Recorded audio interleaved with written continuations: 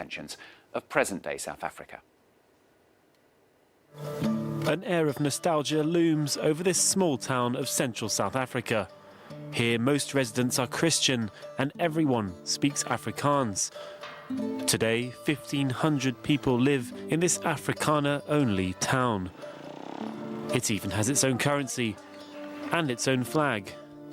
Founded after the collapse of apartheid 27 years ago, figureheads of the racist regime are part of Oranje's scenery. Oranje, Afrikaner settlement where we can create our own future, be self-sufficient. And now in the New South Africa, we have a black majority that's also not always very kind to the Afrikaners, especially.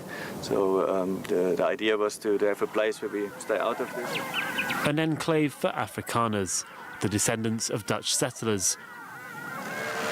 Farmer Anton Enslin moved to Oranje 5 years ago and says he was evicted from his previous home.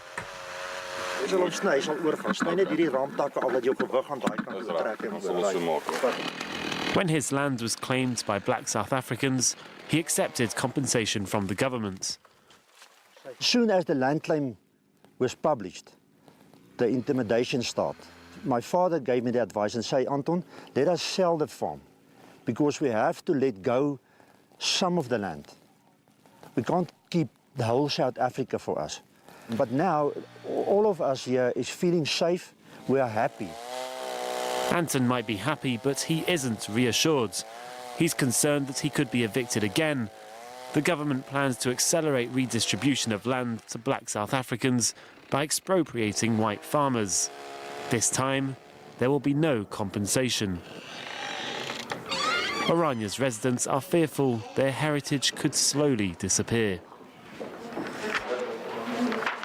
Je moet mij nou 'n bietjie wys wat jy besig is om te doen en sê as ek jou kan help met iets, wys my watter. In this school, the students have two different syllabuses, the state's official program and Oranje's version. It is geography and history in one book from the viewpoint of the new regime, which is also subjective. This is more from our viewpoint, so they can compare the two and they can make their own opinion. The town's syllabus makes no mention of Nelson Mandela, who they say isn't part of their history, a stronghold for Afrikaner culture. A group of workers who stopped by at this supermarket saw the town for the first time. I think it's not a problem they are living alone, but we also feel like we have to live with them because we are all human beings. No, it's actually sad for me to see a place like this. It's very small and live alone. So is this the refuge for nostalgics of apartheid or the reflection of an unease among certain Afrikaners today? This couple is considering moving here and the town is providing them with a house for a week before they take a final decision. Dis al 28 jaar wat ek daar gebly het.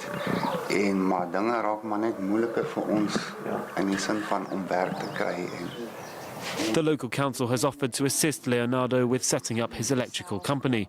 He says that the laws aiming to increase black employment have turned against white South Africans.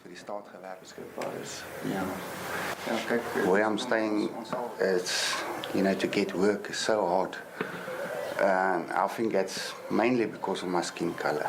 It's getting worse and worse. I mean, like 15 years back, I went to the shop, I walked, I did what I want. Now I don't go alone anymore. Last year, there were 57 murders in South Africa every day, a number that has been on the rise for the past 6 years. And meanwhile, Oranje's population grew by 10%.